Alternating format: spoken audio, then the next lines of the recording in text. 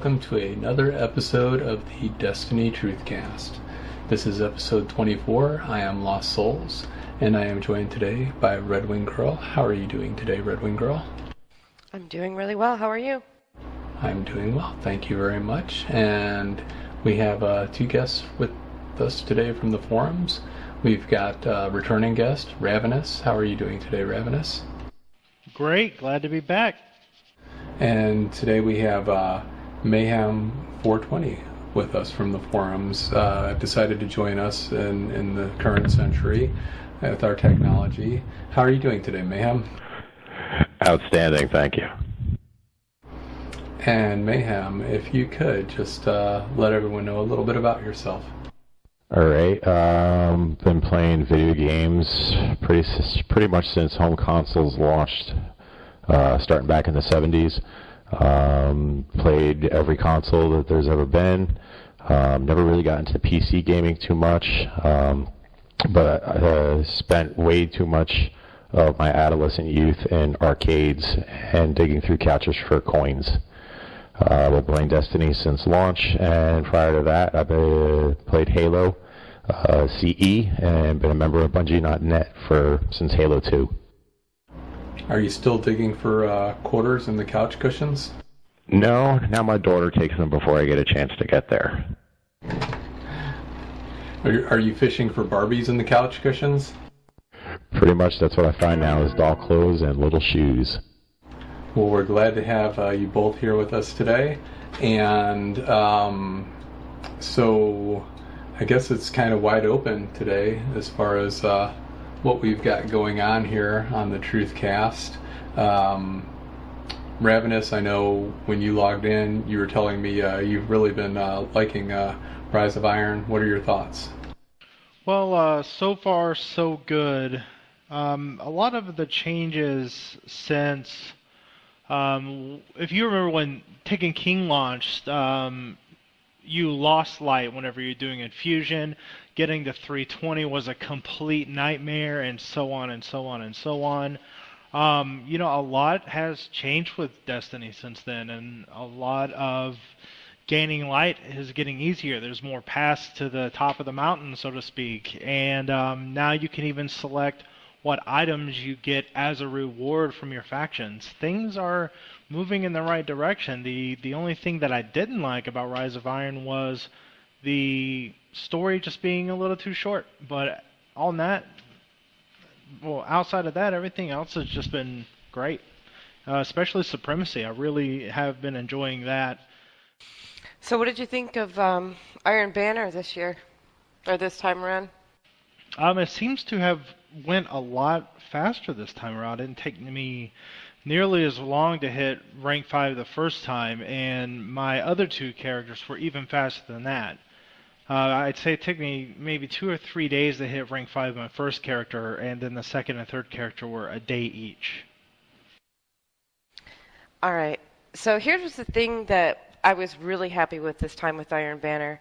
The fact that, just like what you said, it ranked up so fast, and you didn't have to spend like hours and days and weeks, and it seemed like it took forever to get to rank 5 on all 3 characters. I also like the fact that you got something at 3 and at 5, but that you also got things on those packages. It reminded me a little bit how Trials works. And the only disappointing thing, but it's not really disappointing, is the Iron Banner gear is exactly like the Iron Lord's gear, except for you can't apply the artifacts to it, so that's kind of unfortunate, but I still really like the gear. I'm still really happy that you can buy the old cloak for the hunter. That one was my favorite, and I actually bought it. But you can get that from, I forgot what his name is, but the guns. Shiro. Oh my god, Shiro. I love the guns. The guns are so good. They sound cool, they look cool, they're just really, really neat, and I'm really digging the hand pistol, and I really like the fusion rifle, and I really like the pulse rifle, and I got a ton of shotguns with auto full auto, and the guns are awesome. I love them.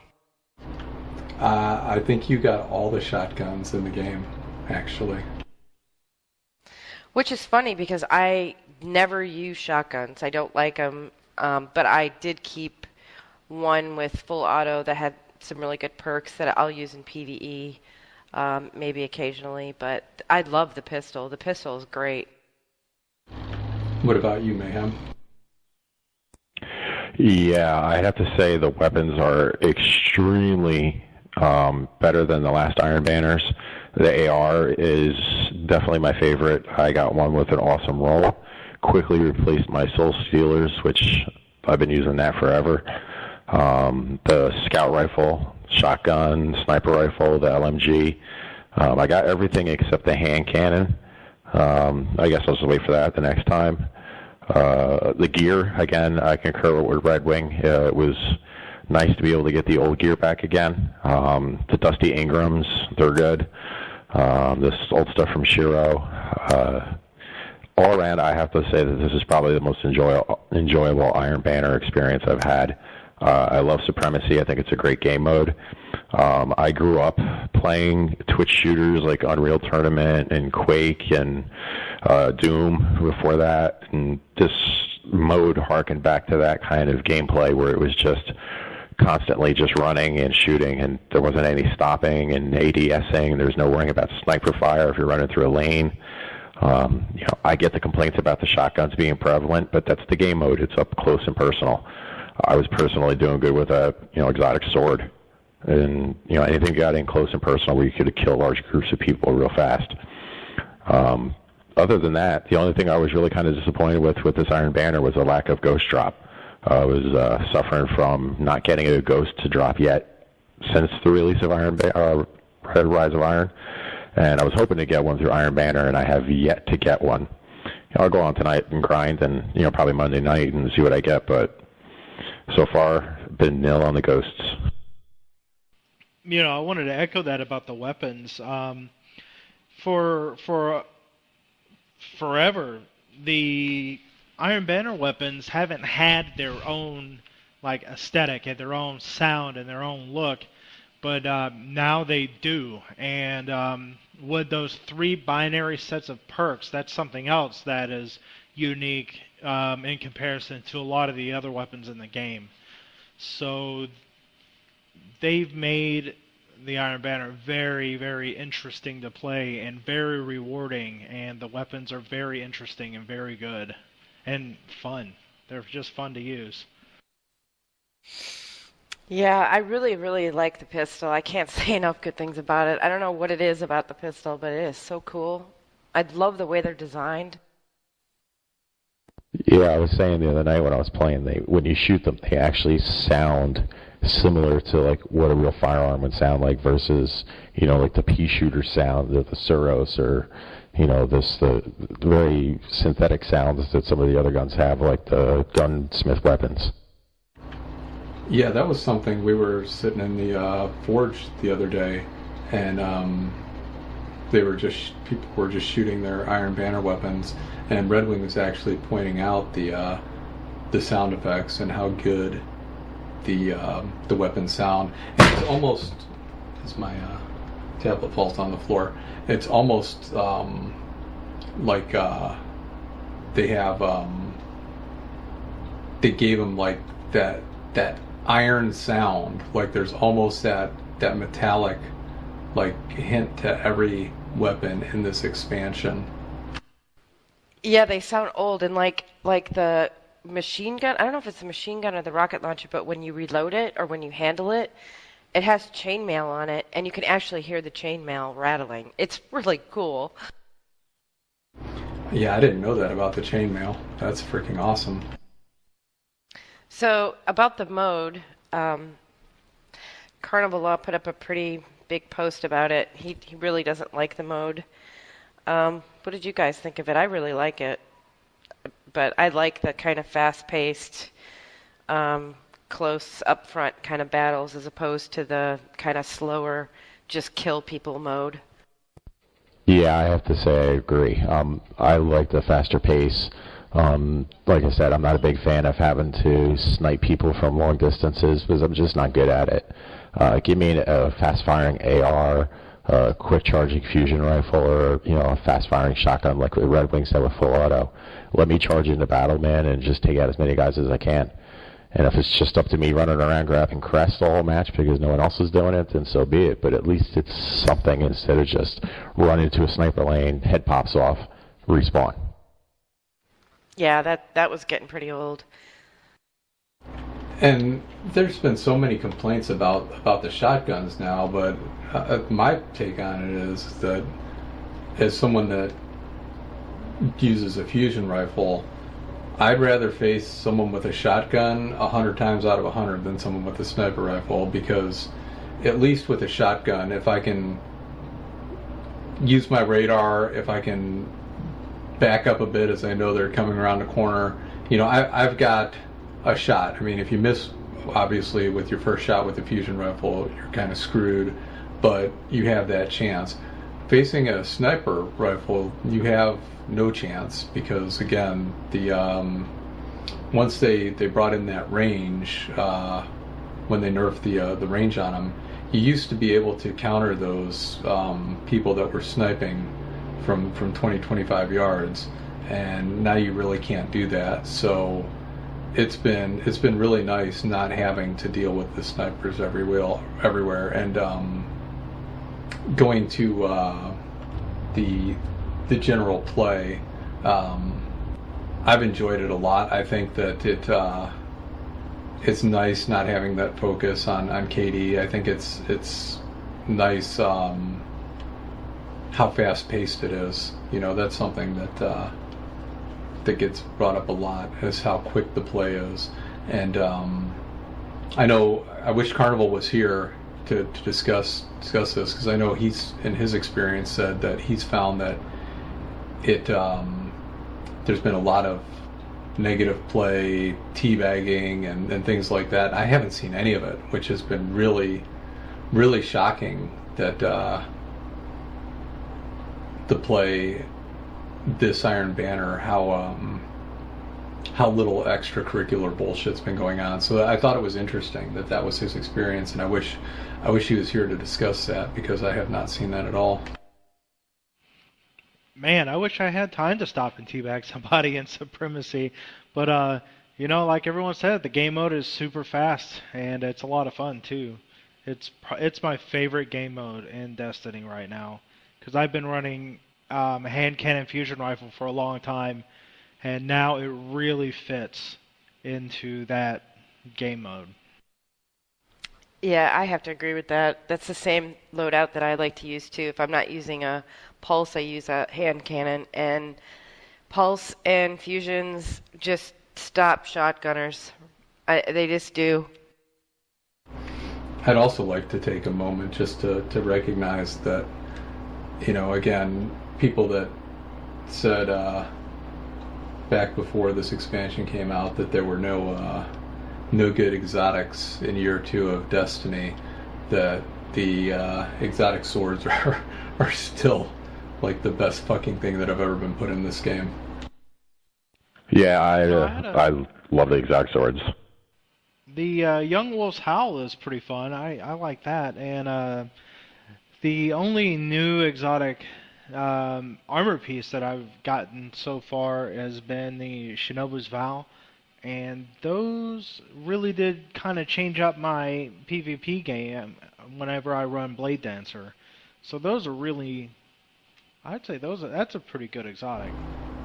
Yeah, the Shinobu's, I actually used them for infusion fuel at one point, because I never really play Blade Dancer, but I did use them a little bit, and I can't see how anyone that runs a Blade Dancer wouldn't love them, because it was pretty much infinite skip grenades, and they're probably one of the 2 best grenades in the game. And it was just sick. It's like I'd throw them and I just immediately have another one ready to throw. It was like non-stop skip grenades. It was sick.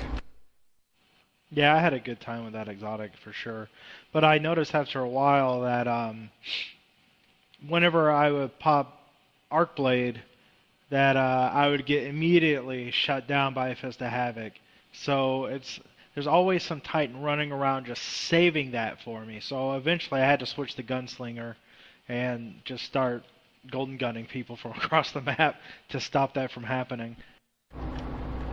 So here's a question I have for everyone as we're now a few weeks into Rise of Iron, is now we've had the full suite of artifacts released into the game.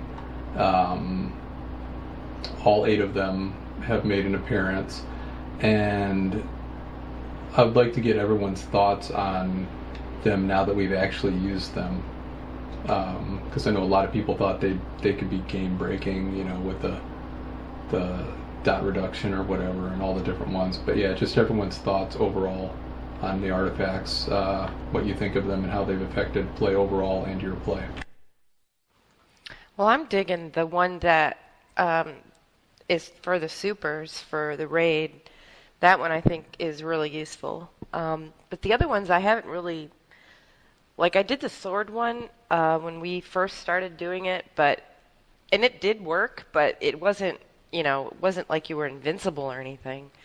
So, I haven't really noticed any difference. And I haven't done the one where you don't get a super, because I have the chest on the Titan that gives me double grenades already, so I just don't really see a reason to use them. When it comes to the Memory of Scory, that's the one that helps recharge your team super. That one has played out pretty well in PvE. I haven't noticed a huge effect, at least not in Iron Banner, because everybody's just running around like madmen the whole time. Memory of Timber is really cool. That's a lot of fun. Me and all my friends have screenshots of enemies that we've turned into friendlies, and one of my friends he knifed a drag on a pike and turned him into a friendly. So there's like this friendly drag riding around on a pike killing a bunch of people. And I think That's cool. yeah, he turned an ogre, which was really cool, and a few other things. The Memory of Fellwinter that everybody thought was going to be completely broken, I ran Tier 5 Intellect Discipline on a Night Stalker. And, it didn't feel nearly as effective as I thought it was going to be.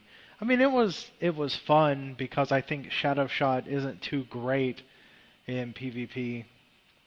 But after running like that for a while, I really wanted my super back. And so I haven't really used it much since. Yeah, that was me too. I realized I had the one without super on, and I was like, why am I not getting my super? And then I'm like, oh, I got this stupid artifact on. And I didn't like it. I really like having a super. Yeah, I tried a bunch of them. The turning enemies into your friends is a lot of fun, especially if you're running Challenge of Elders, the Cabal one. I turned so many of the phalanxes into friends, and they would literally just run around and shield smash everybody else. It was awesome. Oh my god. Yeah, it's seriously, if you get it, you'd make a phalanx your friend, and they literally run through the thing and just shield smash everybody. It's awesome. That's probably my favorite artifact. Scory's Bond, very beneficial, but like I said, you got to play with a good solid group to actually get the benefit of that one. I did see people using it, Iron Banner, to great effect, especially ones that would hold down a particular room that was small. One guy would go out, get a couple of kills, grab a couple of the Crest. He's super recharged. He'd come running back in the room, and everybody would have their super in like a minute or two.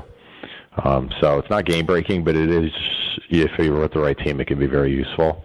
The reflecting the super with the sword, I got that one. I tried it. It was fun, but I don't really see where it's going to be anything game-breaking. There'll be one or two times where it might save your ass, but that's a rarity, I think. The other one that gives you 2 grenades and 2 melees, I primarily run the Sunsinger, and I absolutely love throwing fusion grenades. It's my thing. I learned how to do it really good in Halo, and I've been doing it ever since then. So I was like all over that, and I realized that it doesn't really improve or do anything beneficial. I was still able to spam as many grenades without it as I was with it.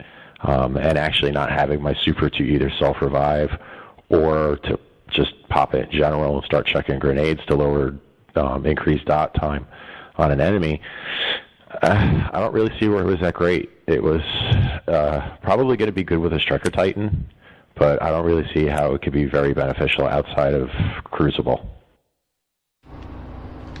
Yeah, I found that with them, it was actually really kind of shocking to me after, I haven't used all of them. I didn't get the one that gives you the, that cancels out the damage over time, but the one that I thought that I really wouldn't care about, which is the elimination of the sprint cooldown, because I know that was been a big complaint on the forums forever and ever, you know, sprint cooldown, blah blah blah, and I just, it never bothered me. I just got in the habit of tapping jump or whatever and immediately being able to go back into a run again. But I got it and I tried it, and even when I was using it at the time, I didn't really think anything of it. I'm like, oh, this, whatever, this sucks. But I've got to say that when I used it, once I switched back to a character that didn't have it on it, then I really miss not having it. And so it's been kind of a shock to me that the one that I thought I'd never use has been the one that I've actually liked the most. Because like you said, with all the other ones, there's nothing really game-breaking to any of them. The one with the supers is nice when we do the raid and we the scories and we build up our ×5 whatever, and build them back up. But yeah, I just don't see a whole lot of, well, you know what, the third eye one is nice too. I gotta amend my statement, because that one is but I've got third eye on pretty much every gun I own, so that's super situational for me as well. So 3/4 of the time I'm using it, my weapon's already got third eye on it anyway. So but you know, the best thing about that though is now you don't have to get, like, I won't even keep a gun if it doesn't have third eye on it anymore, because I'm so dependent on it. So now we can just, it opens up having more guns, at least for me. Yeah, definitely. And I know Ravenous was saying you've got a sweet roll on Distant Star with full auto and helping hand, and that would be just huge to be able to have that, and then also use the artifact to apply third eye to that would be just disgusting.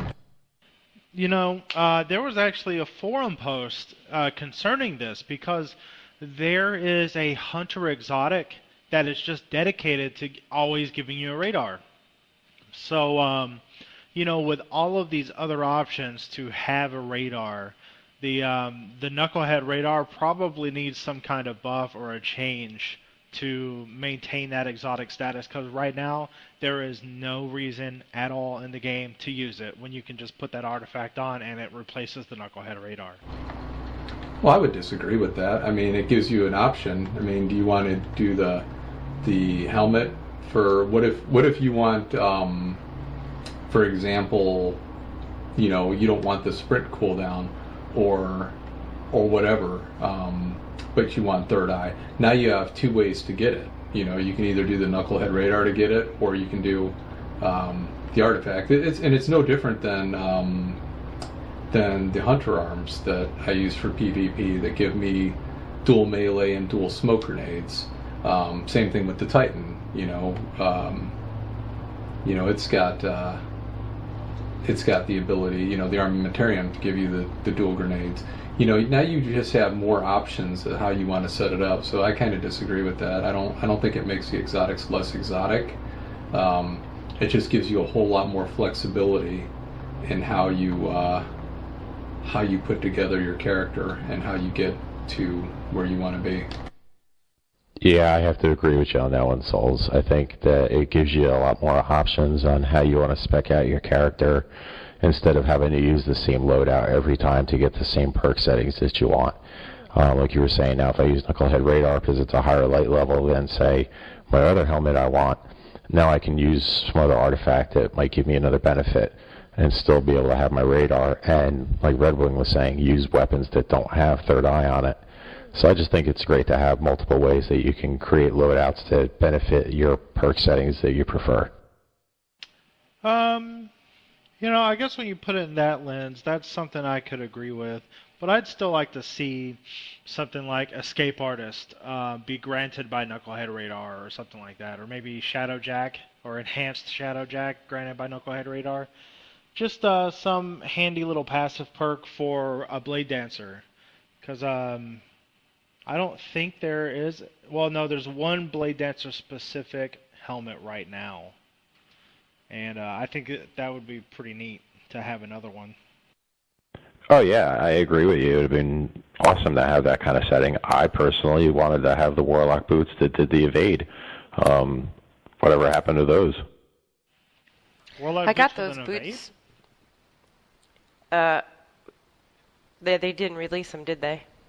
No, they didn't. They replaced them with the ones that just allow you to pick up ammo and crouch really fast, which, by the way, if you haven't used those, they're awesome. Yeah, I heard they're really, really good on the Siege Machine. Yeah, I have those on my Warlock. They're good, but I actually have been using, and it's funny because I never used them in year 1 or year 2 on my Warlock, but I'm using the Sunbreakers now, and I cannot replace the Sunbreakers for those boots. The boots were cool, they looked completely badass, but being able to, particularly on phase 2 of Axis, keep him burning and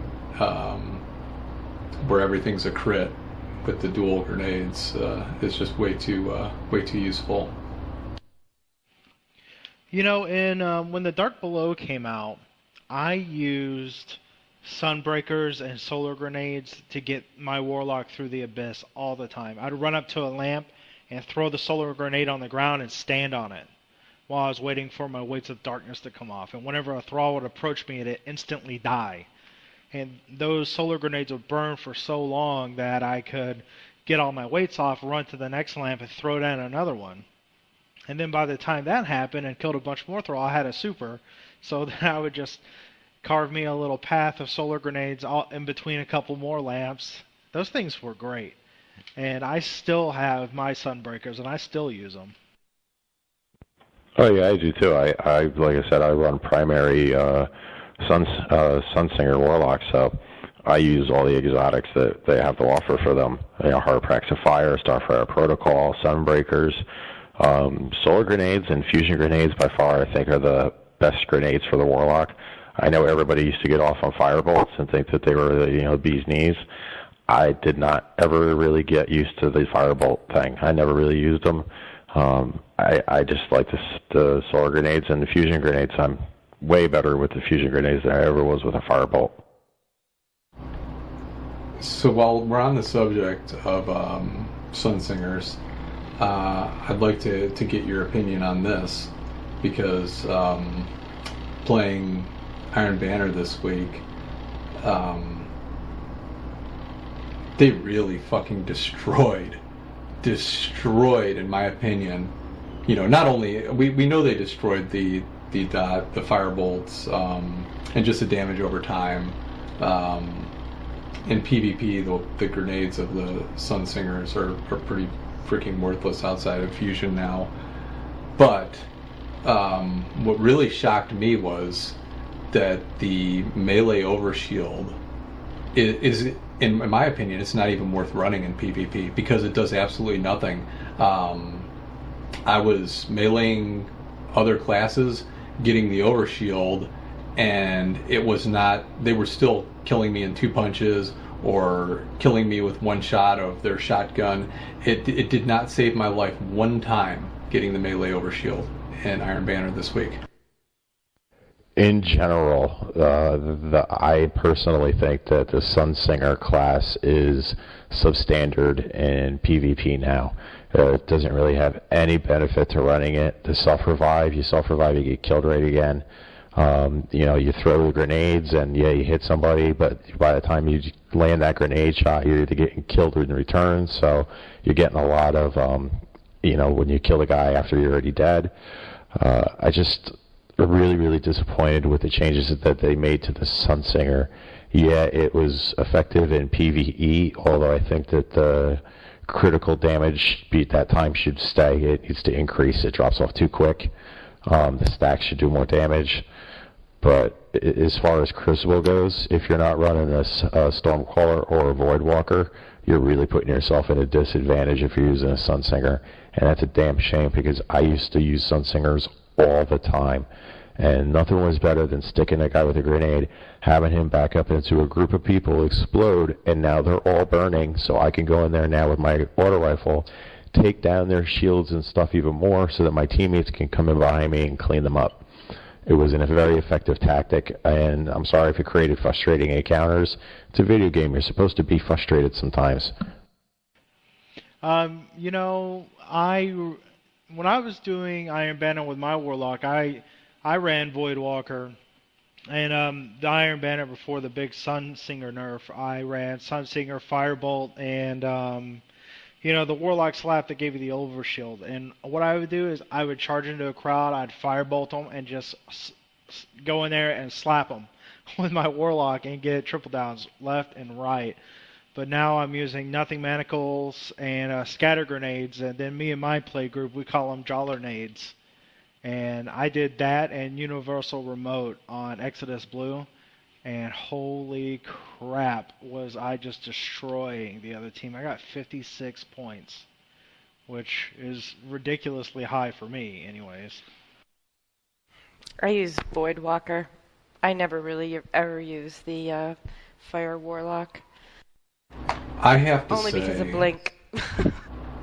I have to say that about this, and I was running mostly Sunsinger, but it seemed to me that when we were playing and you run your Voidwalker, that Supremacy is a freaking awesome mode to be running Voidwalker on, because I've never seen someone Nova Bomb so many big groups of enemies as you did throughout the matches we were playing when you were on your Voidwalker. It just seemed like every time you got a Nova Bomb, you were dropping like 4 or 5 enemies with a single blast. Oh, I can echo that. Every time I did, it was at least a triple down. Yeah, it's just too much fun, and I really like Blink, and so it just makes it easy. Just go in there, blink in there, and Nova Bomb everybody. So now that we're also, and we've got the raids out, Iron Banner's out, we've got the book, what armor sets, Archon Forge has armor sets as well. What armor sets has everyone found that they're really liking for each of their characters, and how are you setting them up? For my Warlock, I definitely dig the armor set that you get from the record book with the ornaments that make them look like they're on fire. As soon as I got that, I put it on all my characters. I went and I got all the ornaments to do it. Yes, I threw money at the screen, but I did it. They're awesome looking. The Forge, I get a full set of armor for my Warlock. I love it. It looks like the year 1 Iron Banner with the long cloak. It was like tight fitting. It looked more like a trench coat versus like this weird like half coat thing. The Dusty Ingrams, they're awesome. It gives you back the year 1 Iron Banner, I think it is, or the year 2 Iron Banner. I got those for my Warlock, and I have been absolutely crushing the Queen's bounties trying to get the year 1's Queen's Wrath gear back again. I got the ship and I got the cloak already for my Warlock, but it's incredibly tedious ranking up Petra right now.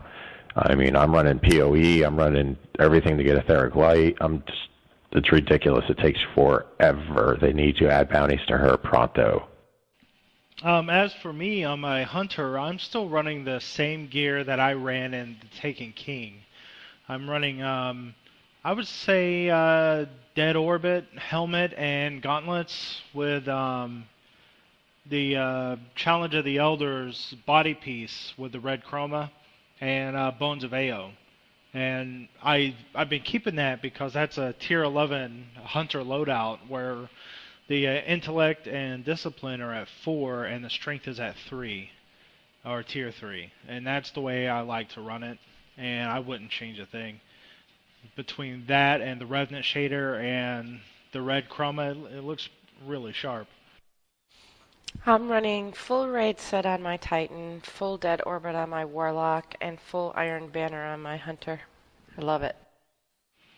Yeah, once I get don't the do full exotics. raid set, once I get the full raid set for my Warlock, that's what he'll be wearing. And once I get my raid pieces to a higher light level for my Hunter, I'll use that during the raids because a lot of those perks are just too good to pass up. Like the more heavy when you kill fallen enemies, that's amazing. If you haven't seen that yet, it's ridiculous. It's like having Ruin Wings on. Yeah, I'm still is grinding that? light level for the... On the raid gear, are you talking about?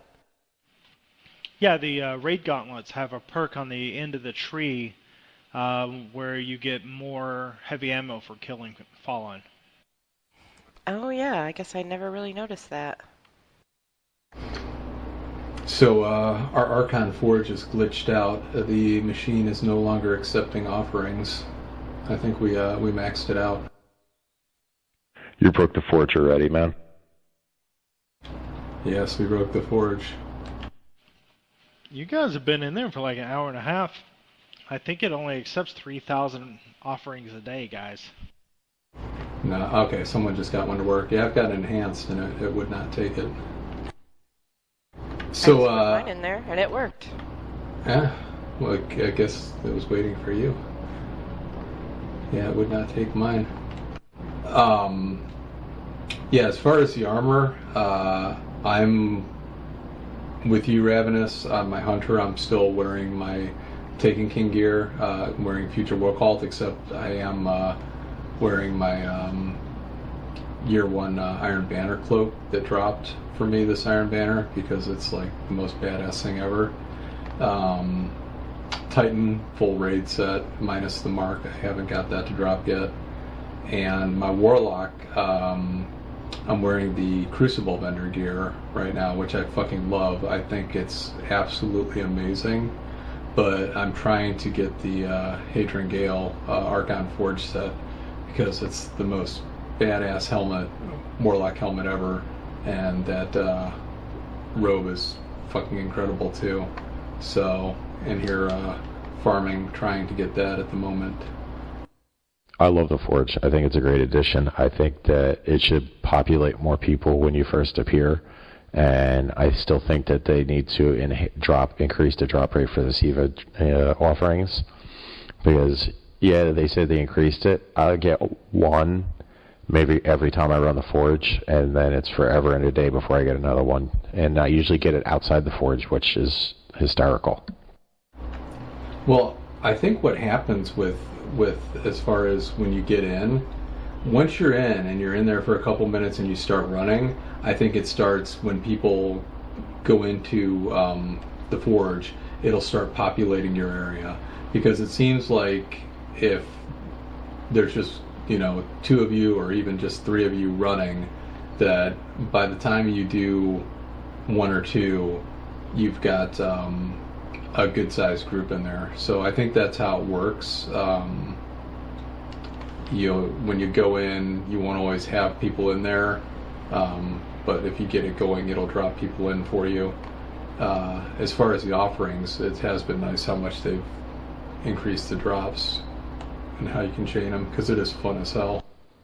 Yeah, you know, and I noticed too that when you start the Forge, eventually people drop in, and that's well and good, but when they only allowed to hold one offering and it's a perfected, and I'm by myself and it's late at night, no one else is on, The last thing I want to do is pop in my perfective offering and then wait, 2 minutes for other people to show up and then wind up blowing the offering. If you could maybe hold 2 or 3 offerings and you could use like an enhanced or a fused to start it, and then once a group gets in there, then drop your perfected in, I think that would be a huge improvement. I really like the Forge as well. And someone else had posted on Bungie.net a little tactic that they were using to make sure that they always run into people in the Forge. And what they've been doing is, you come in from the snow and you first go into that building, and that doorway, they said they were crouching and crouch walking through that hallway because that hallway is kind of like a matchmaking area. And then whenever you get to the end of it, there should be someone there. If you crouch walk and like kind of go through that area really nice and slow. And that's what me and my crew have been doing. And we've had a lot of success with that. I mean, it doesn't work every single time, but most of the time whenever we do it, we end up going and walking in on 45-minute Forge sessions because there's already 3 or 4 people in there, and I'm bringing myself and 2 others, and we're crouch walking down that hallway, and we end up matchmaking into a full Forge. And so that's one tactic that's worked really well for us. And the quarantine patrols, they always drop a SIVA offering. So if you ever really need one, just go hunt down a quarantine patrol and you can get one. Yeah, I didn't know that about the quarantine patrols. I'll have to try that. But the Forge, I knew about the crouch walking thing, and I also knew about going through the other door and down into the barrens and then coming back in real slow. Sometimes auto loads people, and that seems to work too on occasion. So I have had some success with that, but it's just been inconsistent on occasions, and there's been times when I find myself just bounce around the Forge for like a good 2-3 minutes before I just give up. Yeah, and that was a big problem with the Court of Oryx as well. It was these events and these things are really cool, but there's just no way to matchmake and consistently get a group for it. And the perfected offering is the best case to why we need 6-man patrol. Because I don't know if you've ever tried that with a 3-man group, but that is almost impossible with 3 people with as much health as the boss has. Yeah, it's pretty brutal. I've tried it. There's a secret to it. I'm listening. Do tell. If you need to be able to constantly crit, which is why I really love my Sunsinger now. So if you have a hunter where you can tether, and then you can unload on them with heavies, you can really melt them fast. And then if you have a tether, and then you can chain that with a Sunsinger, and you can get them burning and keep them burning. Every hit's a crit, and you can really, at least the ones that don't move around too much, you can just pretty much melt. The Servitor was like almost impossible. Like the first time we faced it, it was so brutal. But we took it out with a 3-man fire team in like almost no time. Yesterday or the day before, it was just sick how fast we killed it. But yeah, if you've got an ability to make everything crit, you can decimate with 3-man fire teams in there. I'll definitely give it a shot. My one complaint would be the enhanced the enhanced bosses, and how they're not really a middle ground between the fused and the perfected. The fused are dead before someone even hits the ground in there. The perfected, depending, on the size of your fire team, can be a real challenge. Because, even we had a 3-man, we didn't finish one with the captain yesterday. That one, he was moving around. So that one was harder. But the enhanced, it would seem like they would be a middle ground between the two, and they're not. They're really no more difficult than the fused. It seems like one person drops in, hits them with a Fist of Havoc or a hammer, and they're dead in one swing as well. So I'm not sure why they weren't a little bit more challenging. Yeah, I would say for the most part, fused and enhanced offerings are pretty much interchangeable when it comes to the difficulty. I really wish they would introduce six-man patrols. I haven't tried it, but can you load into the raid and walk out and do patrols still, or is that not an option? I know you can't get into the forge from there because I tried it. You can leave and you can go patrol, but I believe everything's shut off. I don't think you can do any patrol beacons. I think are all turned off, and I think the forge is not open or not accessible. Yeah, I can echo that. I haven't tried it myself, but I did see some forum posts that people had tried that and it didn't work. That the forge either was closed or wouldn't accept offerings. One of the two. And it's complete bullshit because you can get out there and you can go and you can be out there patrolling with 6 people. So why would they turn that stuff off? Just makes absolutely no sense to me whatsoever.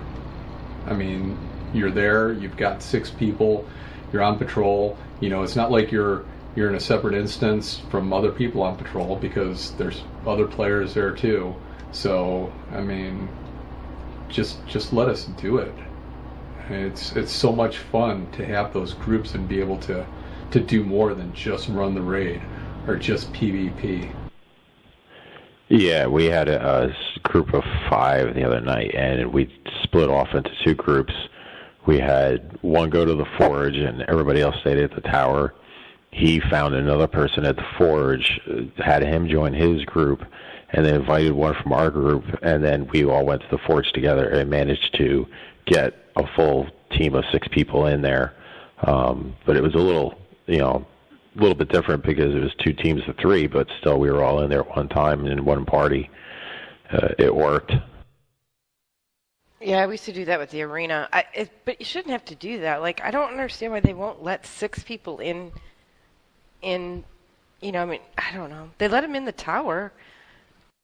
Oh, I agree. 6-man patrol would be awesome because then you wouldn't have to go through all that craziness just to be able to hang out and do what you got to do.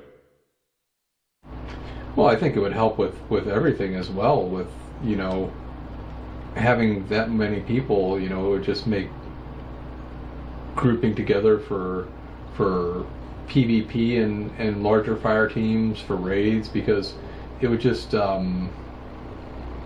increase the amount of people that everyone is exposed to and gets to run with. So, maybe I could see the one thing that could have been holding it back would have been the 360 and the PS3, but they're not here on Rise of Iron, so like I said, I don't understand it because like RedWing said, we did the same thing you did, Mayhem, where we went and grouped up and had the 2 fire teams of 3. One was a random, obviously that we got in, but it just makes no sense to have to do that extra step when you can all be there. And what's funny about it is almost anybody that you ask about it knows about it. No one is ever like, oh, what does that mean, or why you want to. It's always like, oh yeah, sure, yeah, I get it, because that's what people have come to know about how you get around Destiny. Yeah, see, that's the sad part, is that the community comes up with workarounds to get around these issues, and then Bungie just looks at it and is like, hey, wow, look at that, that's great. All right, since they figured it out, we don't have to do anything about it. Oh, man. Yeah, I think a 6-man patrol would be pretty nice, considering how many bounties require you to go to patrol now. Like all of Shiro's stuff, you need to do in patrol, and I would say Queen's Wrath, a lot of that stuff needs to be done in patrol. There's a lot of opportunity there for a 6-man fire team, and currently, me and my team always have this issue. Like 2 of us will be on, fine. 3rd person gets on, awesome. We keep going to do strikes or something. All of Destiny is open to us. But as soon as that 4th person joins, it's either okay, we need to get 2 more for a raid, or we need to go just play Crucible. What are we gonna do? Yeah, tell me about it. That's a real bummer. But does anybody else want to talk about anything else? Well, I could beat the matchmaking horse again, but I'm not gonna. Yeah, I mean, we could go down that road and get torn up for it, but it's never going to change. It's just the way that they enjoy, the way the community gets around it, and it's more benefits for everybody except for solo players right now. And I get it. I mean, I get why they do it, and I get the reason for it, but I think that you should still have options for some of this stuff. If it's an option, then, if I choose to do it and I want to get screwed because of something, then that's my choice, and that's what I have to deal with. But at least I got a chance to experience it instead of never getting a chance to, or waiting until it's almost to the end of it, and now people are just letting anybody in because everybody knows what they're doing, and so it can be a little frustrating at times, but like I said, I get it. It's different times, and things change, and I don't know. I miss the old days where everybody got along and could play a game, and nobody was being a dick to anybody or sitting in the back of the room hiding behind a pillar and stuff like that. Everybody used to just come in and play, and everybody wanted to finish something. They didn't just go in and jerk around for 20 minutes. Well, you had me when you said that you used to play Quake. I still have my old Quake disc that I bought in the 90s. I still have it. And I still have it installed on a PC somewhere, and I run it in DOSBox. So, yeah, I remember the good old days as well. Yeah, I do too. I remember you'd be able to go into a game and be able to load up into a server or something, and there would be a bunch of people playing, and you would just mic up or whatever you were typing in or whatever you were doing, but everybody was like, cool, man, let's go, and we'll do it. Yeah. And everybody did it. Now it's like you go into a strike or something, and the first time you do it, you get a really good group, and then one guy drops out, and then you got one guy that doesn't do anything, and then one guy that just keeps reloading, and then one guy that rushes ahead and dies. I get like why they do it now, but it just seems like the community, not everybody, but that old saying, one bad apple spoils the bunch, or something like that. Yep, that's the saying right there. Are you talking about Luke Smith's reasoning for not doing it? Because I think it's him that holds it back. I don't think all of Bungie agrees with it. Well, I know that Deej is the community manager, and he both echoes the sentiments of the community, but also says what Bungie's philosophies are. But no, I haven't heard exactly what Luke Smith said. I just know what Deej just said on several podcasts and stuff like that. Yeah, I'm just commenting on my opinion. About it? I don't think I've ever heard him. Just before Rise of Iron launched, I think he did, Game Informer did a lightning round of questions, and I think IGN did as well. And he basically told IGN that raiding is the top experience in Destiny, and it can't be spoiled by AFKers or trolls or stuff like that, or someone that's too low of a light that shows up and doesn't have a mic and will ruin the experience for other players, and blah blah blah blah blah. Just the general stuff like that.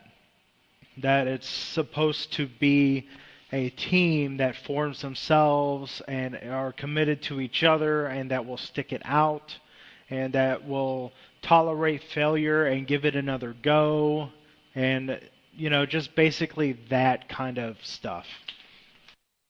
And I get that, and I just have to say that, and I know it's not the same game, I know it's not anything like this, but it has a similar endgame content where you have to group up with people who are similar level or light or whatever you want to call it, and be able to go through these super hard end games and work together and wipe a lot and have to redo them all the time. I do it in the Division all the time. yeah, you know what, it's a little frustrating, but I'm still able to get into the end game content and play it and successfully complete it. I have done it with a group of randoms.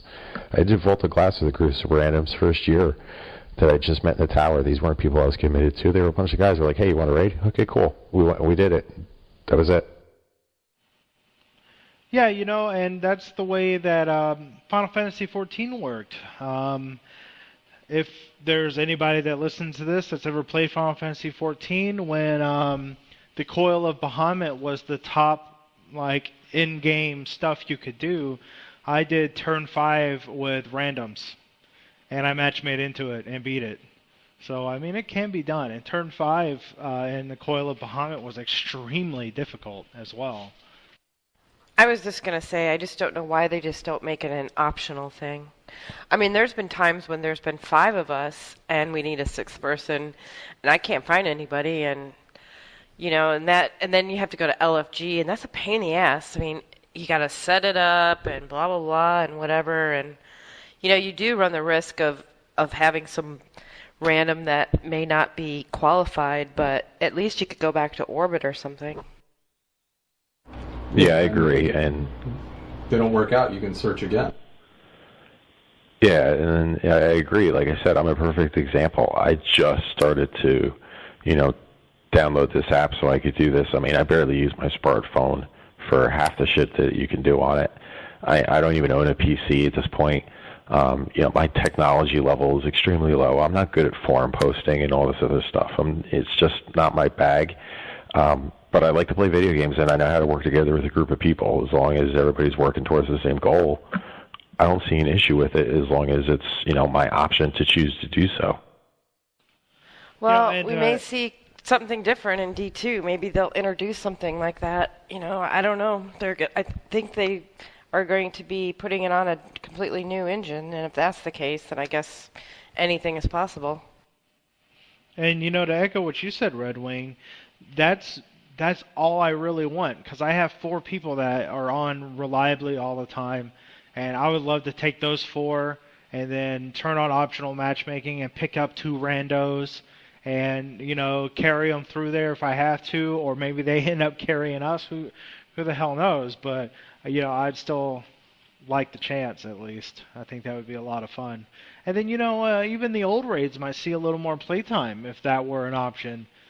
Because me and my team, we still do Crota every now and then, just so we can get materials to turn into Motes of Light. See, that was actually one of my suggestions a while back, is that now we're so high in light level, and most everybody who comes in as a new player is given a spark of light to get them up to level 40. I mean, at that point, you can run through Vault of Glass or Crota pretty much, you know, pretty easily if you know what the mechanics are. It doesn't take a genius to figure out the mechanics for Crota or Vault of Glass. I mean, it took a little while, but you get it. Turn those into, like, training raids now. Turn on an optional matchmaking system for Vault of Glass and Crota normal. People go in, they play with a group that they got match made with, and if they like that group, they can finish the normal mode, and then they can go into the hard mode. Boom, now you have a raid team that can go in and do the other raids. It might work, it might not, but at least it's a, you know, like I said, they're year 1 raids, they're pretty much defunct. Turn them into training raids now. Give people that experience of this is what it's like to be in a raid and work as a team. But give the host or whoever's creating that option to, you know, choose matchmaking some options. You know, let him say you have to have a mic. You know, let him say you have to be a certain light level or whatever it is, and those are the requirements to join. Well, I'll tell you what, I can't tell you how many times I've gone to the Crota Works, and Mini Crota is up there, and nobody knows what to do. It's just amazing to me how many people don't know how to do Crota. That is my favorite Court of Orcs fight. I love doing that. Yeah, that was really cool that they did that. And, you know, I don't understand at least why there isn't the option to have matchmaking. You know, if they want to hold their guns on the raid, you know, I can kind of see. But even then, like Red Wing said, you know, when we've got 5 and you're trying to find that 6th and no one's on, and do you really want to have to go to the 100 or use Destiny's LFG to find that 6th? And You know, it would just be so nice if you could just have the ability to queue for that last spot. But, you know, like I said, if they want to hold their ground on that, I don't understand why they don't do it for just the other aspects of the game. You know, why Court of Oryx, the higher levels of Prison of Elders, you know, Challenge of the Elders, you know, why can you not have the option for matchmaking for Challenge of Elders? I mean, tell me what sense that makes. You know, I used to have to solo heroic strikes back in year one when that was pretty much the only solid source of strange coins. And when they added matchmaking to that, it completely changed everything for me about Destiny. That's when I started really liking the game, when they changed that one thing. And I can't imagine how many other people were affected positively by that change, because now there's all of us who are customers for Xur, not just the people that can find a fire team for a heroic strike. And moving with that progress, I would say the next logical step would be to matchmake the Nightfall. It's basically just a really hard strike that we've done 1,000 times or more. We know what it is, and it doesn't return you to orbit anymore. So if there's going to be another matchmade activity that's in-game, and I use that with quotes around it, let's matchmake the Nightfall.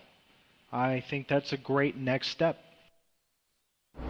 Yeah, the Nightfall is another one. It's like there's absolutely no reason that they could give me to tell me why that couldn't be done. You know, yeah, when that Nightfall first came out, when Rise of Iron released, yeah, it was a little bossy, but you know, you level up and you're not 355 doing it anymore. You get to 365, 370, and it's pretty amazing how much easier all of a sudden all this stuff gets. So I don't know, just it's just definitely something that they need to rethink and address and do differently, one way or the other. Yeah, Ravenous, what you said about when they added optional matchmaking to the heroic strikes back in year one. I agree with everything you said. That's exactly when I really got into the game. Yeah, that was because at the time I couldn't find people at a Nightfall with. I couldn't find people to raid with. I couldn't find anybody to do any of that stuff with. So the only way I could get an exotic weapon was from Xur. So when they matchmake the heroic, it made the whole game for me right then and there. And then eventually all that other stuff started coming. I eventually found other groups to do stuff with. Have you guys got any of the guns from the Forge? What do you think about there's a sniper you can get, I guess. What do you think about the sniper? I like mine. Is that the down and not forgotten or something like that? Yeah. Yes, I love that sniper. It's probably my favorite sniper in the game. The fusion rifle is also very good. Yeah, I can't get it to drop, but not forgotten. It's I've only seen Red Wings. I've been trying, and we've run probably like 50 of these freaking forges while we've been recording here, and I cannot get the Warlock gear to drop. I'm desperately trying to get that cloak and helmet, and I can't get them. I've gotten the bond and the arms and the boots, but no helmet, no cloak for me. The helmet on the Warlock is really cool looking.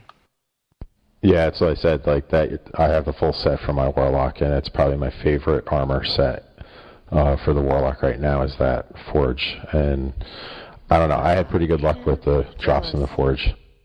It's my favorite. It's awesome looking, especially with the right shader. Phosphor, the SRL shader, looks really good on it. I really just want the fusion. I haven't got a single weapon drop yet. Yeah, I've been really lucky with the weapons and the gear and everything else I've gotten pretty easily, and I've gotten a couple of copies of. But I cannot get a ghost. It's hysterical on how bad it is that I can't get a ghost. I level up everything, packages. I got sparrows coming out the butt, and no ghost. Oh, while we're talking about it, the faction ghosts and sparrows are freaking awesome. I got my Dead Orbit Sparrow on day 1 of Rise of Iron, and I have not put that thing down yet. That's going to be my Sparrow forever. Yeah, they have so many cool things that they've added this one. I really like it. I mean, and the other thing too is like how everybody always looks the same. Everyone looks so different now. It's just you go to the tower and everybody is completely different. There's so many new armor sets now. It's so cool. Yeah, I have to agree. Yeah, I would too. On the different look of everyone, the ghosts. It's weird. Dead Orbit had their ghosts before, and I've still got mine. But all the different ghosts and the sparrows. Sparrows are so freaking cool. That was the one cool thing, the launch morning fiasco when I was the only person that could get in. Thought we were all going to get in this game and be in there. Was getting in and seeing that there was that Future War Cult Sparrow. That was really cool. I've got it. I'm not sure what I'm running on my other two. I've got another one. I think Dead Orbit on one of the other ones. But I haven't got the Iron Banner one. RedWing got it yesterday. It's fucking badass. Don't know how much more IB will play this week, but that would be nice if I could get that thing to drop. It's really cool. Oh, speaking of faction drops, they did you see where they had finally confirmed that the Commutatus is confirmed to be bugged for anybody that had earned Kundrax's Escape, which is me. I have that Dead Orbit ship, and I cannot get anything else because of that. Oh, is that what was causing it? I have that ship too. And I can't get the Comitatus or whatever it's called to drop either. That sucks. Yeah, I'm having the same problem. I have all the faction items, literally all of them. The sparrows, all the ships, all the shaders. The only thing I can't get is the Commitatus to drop. And I have 2 characters currently prepping New Monarchy in the hopes that one of them will get it. One's like level 40, the other one's like level 45. I should have gotten that thing by now. Yeah, if you got Kundrax's Escape, I wouldn't kill yourself trying to get it. It's confirmed that there's an issue with it right now, and they're investigating. Not surprised. Yeah, it would have been neat to hear the other side of that, because I have been loving Iron Banner. I love Supremacy, and I love feeding shotgunners to my fusion rifle. Yeah, I saw his post on that, and I commented on it. We had a quick back and forth on it. It's I understand where he's coming from. I completely do. It's not everybody's cup of tea, but like I said, it's probably been my favorite addition so far is the Supremacy for Iron Banner. I love it. It's so much fun. I guess my thing that I just don't understand is why he thinks that it's selfish that other people take other people's orbs. Like, the whole point is to try to get as many orbs for the team as possible, right? Well, what's interesting about it is when you kill someone and you grab a crest, it shows you that you got the kill confirmed or whatever it is, and then you get another point for crest pickup. And I've seen a lot of people that I've played with that are confused about how that scoring system works. So they think if they pick up their own crest, that crest is worth 2 points, and if someone else picks it up, that it's worth 1. And that's not the case. If someone else picks up your crest from your kill, you still get the kill credit, and they get the point for picking up the crest. So the crests are always worth 2 points, no matter who picks them up. The important part is that just somebody needs to pick them up. That's the most important part. Because personally, once I figured that out, I didn't care who picked them up anymore. I was like, as long as they get picked up, I don't care. Yeah, Well, it's if exactly you leave some in the middle, I just leave a couple in the middle and wait for them to come and get them, and then I super them. It's a trap. It's a trap. Don't go for that orb, because or crest. I'm going to super you. Go run in there and grab it. Yep. Oh, shit. Here it comes. I've played the game of chicken with friendly crests. Like someone next to me will get killed, and I'll fall back a little bit and, start kind of pre-charging my fusion a little bit, waiting for that dude to get close. And as soon as I see that red on my motion detector, I pop out and fusion him, and I deny the crest and pick his up. Yeah, now if I'm going for a crest and I see someone on my team that's ahead of me and they're going for the same crest, I'll actually pull back and cover him to make sure that he doesn't get popped as he's going to go pick it up. Because, like I said, and everybody else is pretty much confirming too, that it's not about picking up the crest yourself. It's just about your team collecting as many as possible. Yeah. Well, we played a match where we just got steamrolled. We were on Burning Shrine, and the other team were just running as a pack. And so they'd hit you with the full 6, and, if you're not grouped up, even if you're with 2 or 3 others, but you're not a full group, yeah, you might drop 1 or 2 of them, but they're going to drop, you or you and your couple teammates, and then the rest of their team's there to scoop up the crests. And so it was like 150 to like 70, something stupid. And so the next match we were like, well, let's group up and run as a pack and do that this match.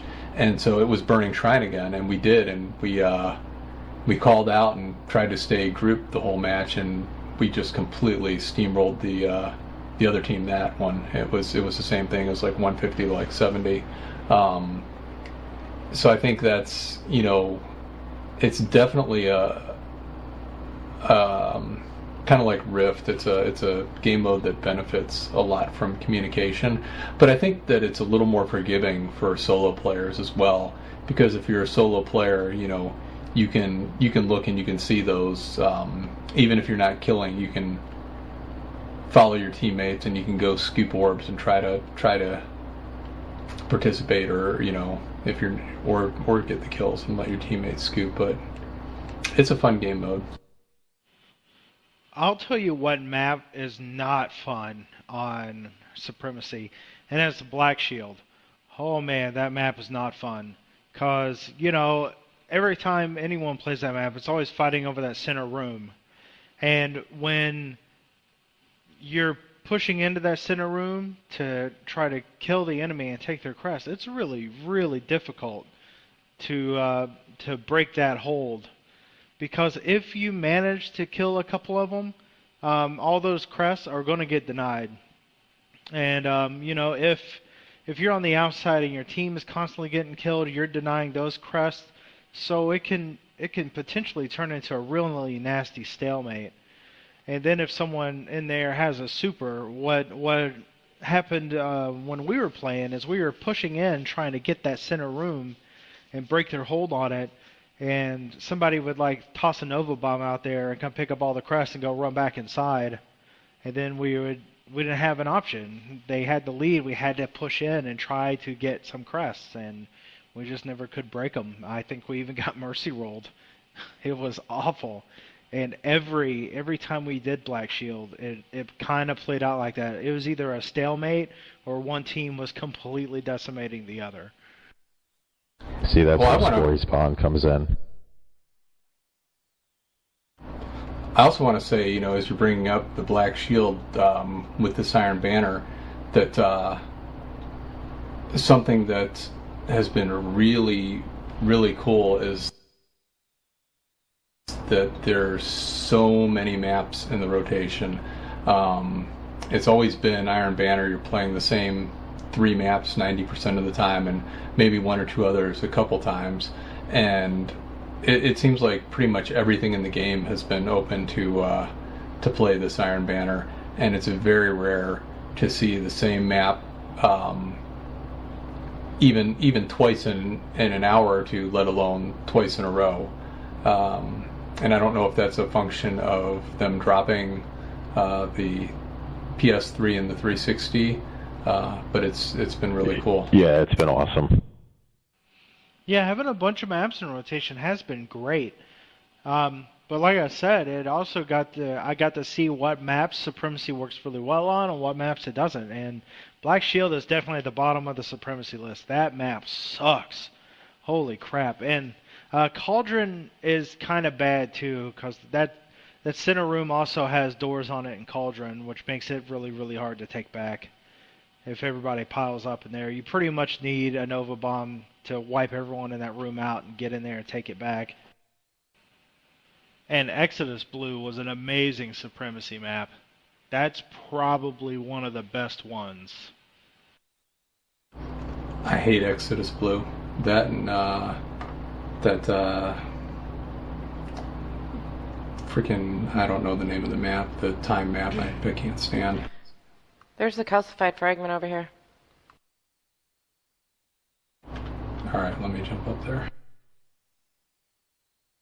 Siva cluster. I'm sorry. Let me rephrase Yeah. it. Let me floop up Floof. there.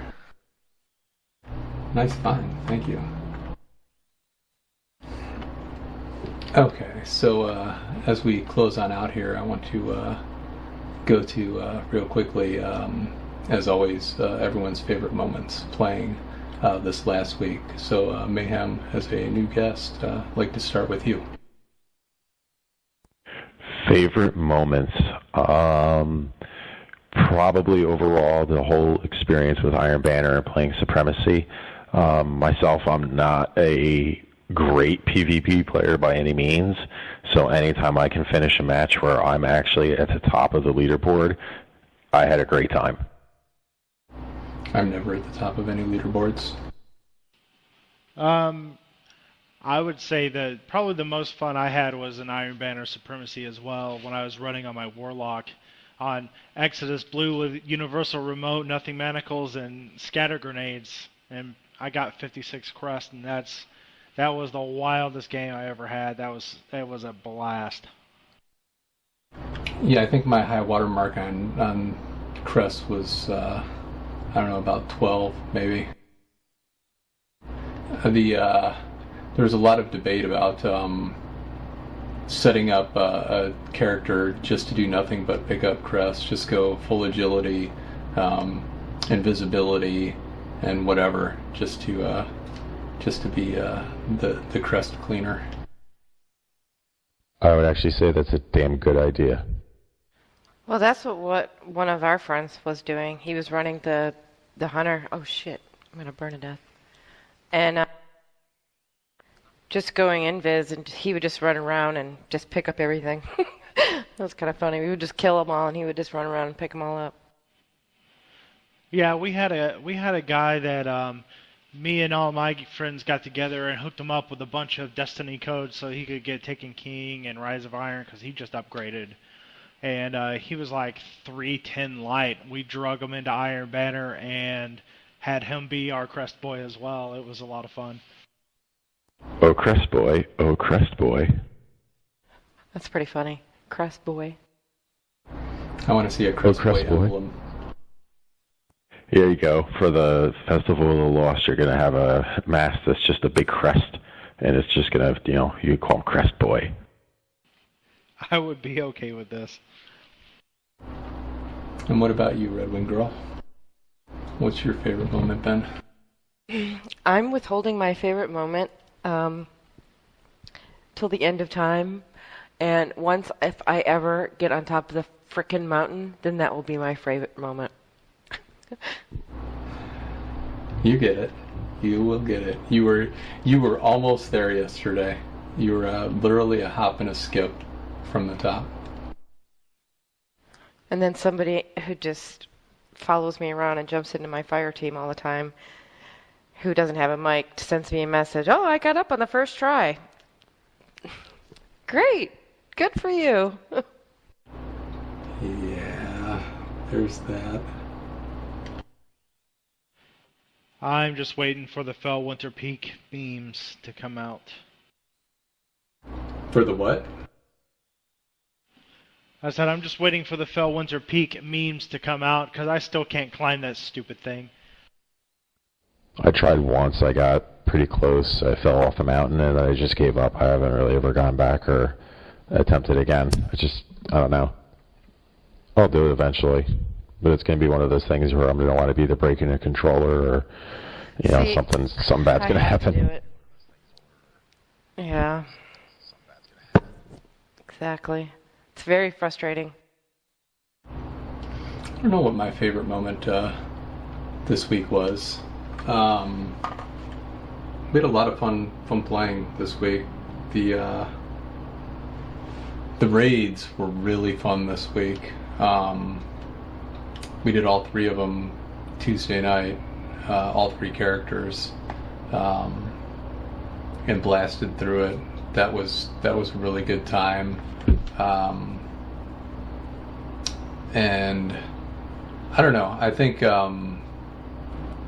maybe the running the raid yesterday, we ran in and did the final boss, and I think that was probably the most fun of the week, because we were going in and helping another group that hadn't done it to do it, and it just was nice because the last time we had tried that, and I spoke about this on the last episode, we weren't able to. We got down to a sliver of health, and someone missed an empowered slam on what would have been the last one. So going in and completing it yesterday, and helping some people get through and get their completion, I think that was cool. That's just always something that's really it's really neat to experience when people haven't finished and you can help them get through one of the raids. I know I've experienced it from both ends, being the noob who was led through, and now being able to be on the other side and to be able to help people get through is just really cool. Yeah, Souls, you and RedWing got me through King's Fall. If it wasn't for you and your friends, I never would have gotten a chance to even do King's Fall, so eternally grateful for that.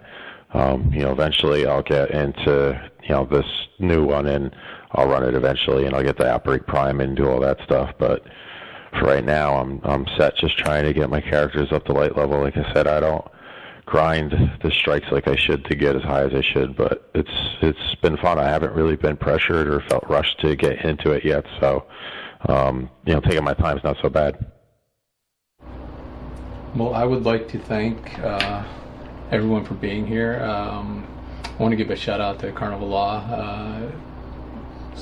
Kind of apologize for him not being able to make this episode. We didn't think we were going to have one, and then Mayhem, you showed up, so we were able to roll with one. But really want to thank Ravenous, you for coming back.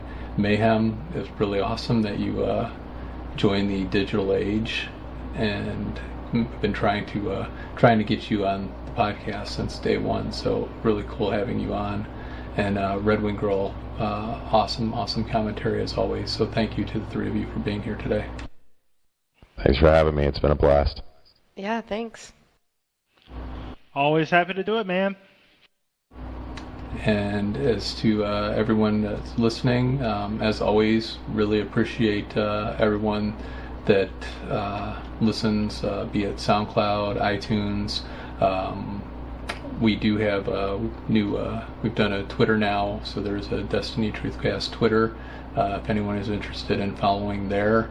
And we also actually, RedWingGirl has set up a website, destinytruthcast.com, where we haven't done a lot to this point, but it's got links to the forum, and it's got the SoundCloud embedded there. So you can find us there too, destinytruthcast.com. So really appreciate everyone listening. If you're interested in joining us here, give us a shout and let us know. And have a great night, everyone. See you later. Later, guys. Have a good evening.